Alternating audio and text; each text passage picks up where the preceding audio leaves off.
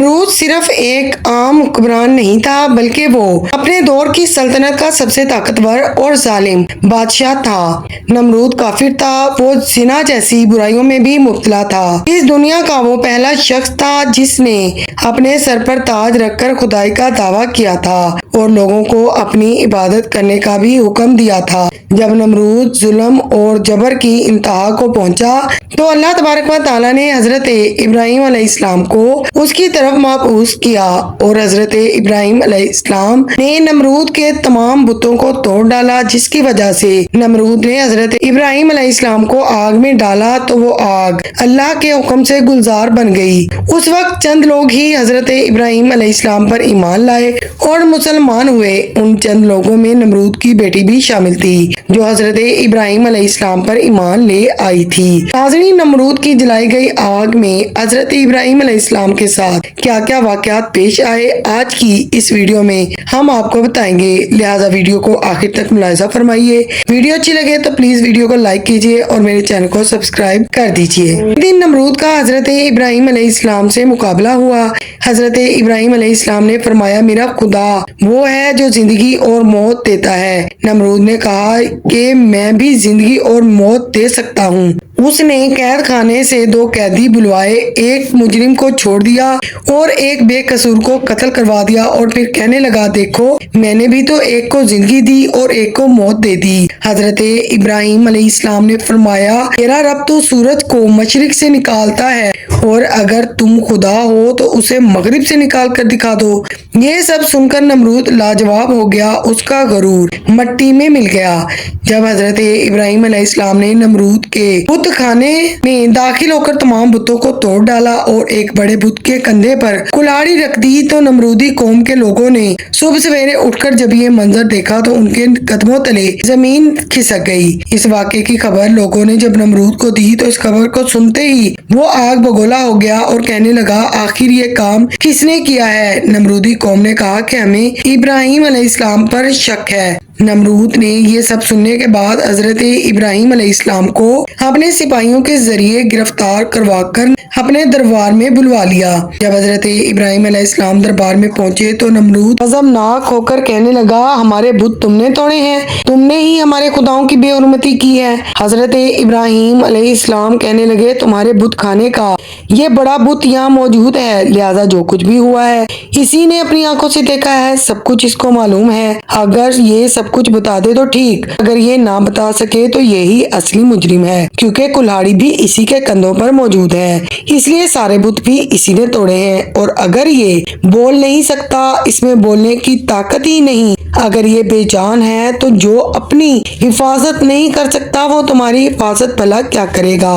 یہ سب سن کر کچھ لوگ آپ کے ہم خیال ہو گئے اور آپس میں چہ مگویاں کرنے لگے اور کہنے لگے کہ بات تو ٹھیک ہے۔ حضرت ابراہیم نے کہا، چھوٹے بتوں کو چھوڑو، تمہارا بڑا بت تو موجود تھا، اگر اس کے اندر کوئی طاقت ہوتی تو یہ اپنے ساتھیوں کو تو بچا لیتا۔ روایتوں میں آتا ہے کہ جب نمرودی قوم شرمندہ ہوئی تو انہوں نے غصے میں آ کر حضرت ابراہیم علیہ السلام سے کہا، جب تمہیں معلوم ہے کہ یہ بت بول نہیں سکتے تو تم بولنے کا سوال کیوں کر رہے ہو؟ یہ سن کر ابراہیم علیہ السلام نے فرمایا، افسوس تم پہ کہ تم لوگ اللہ کو چھوڑ کر ان بتوں کی پوجا کرتے ہو جو نہ تمہیں نفع دے سکتے ہیں اور نہ ہی نقصان پہنچا سکتے ہیں۔ حضرت ابراہیم علیہ السلام کی گفتگو سننے کے بعد بہت سارے لوگ آپ سے متاثر ہوئے اور کلمہ پڑھ کر مسلمان ہو گئے۔ حضرت ابراہیم اسلام نے مسلسل تبلیغ اسلام کا سلسلہ جاری رکھا، لوگ تیزی سے مسلمان ہونے لگے، اس طرح مسلمانوں کی تعداد میں دن بہ دن اضافہ ہونے لگا۔ جب نمرود کو حضرت ابراہیم علیہ السلام کی تبلیغ کا علم ہوا تو اس نے سوچا کہ اگر اسی طرح مسلمانوں کی تعداد میں مسلسل اضافہ ہوتا رہا تو میری سلطنت بھی خطرے میں پڑ جائے گی، لہٰذا اس نے حضرت ابراہیم علیہ السلام کو گرفتار کرنے کا حکم دے دیا۔ نمرود کے حکم کے مطابق حضرت ابراہیم علیہ السلام کو قید خانے میں ڈال دیا گیا۔ نمرود نے حضرت ابراہیم علیہ السلام کے لیے بہت بڑی آگ جلوائی، اس آگ کے شعلے آسمانوں کو چھونے لگے۔ ایک روایت کے مطابق یہ آگ 4 سال تک مسلسل جلتی رہی۔ جب آگ کو بھڑکا دیا گیا تو کوئی بھی اس کے قریب نہ جا سکتا تھا۔ حضرت ابراہیم علیہ السلام کے ہاتھ اور پیر باندھ دیے گئے۔ جب حضرت ابراہیم علیہ السلام کو آگ کی طرف ڈالا جا رہا تھا تو آسمان کے معتبر فرشتے اللہ کی بارگاہ میں حاضر ہوئے اور کہنے لگے، اے اللہ، حضرت ابراہیم کو بچانے کے لیے حکم دے۔ خدا کی طرف سے حکم آیا کہ جاؤ، اگر ابراہیم تمہاری مدد قبول کر لے تو ان کی مدد کرو۔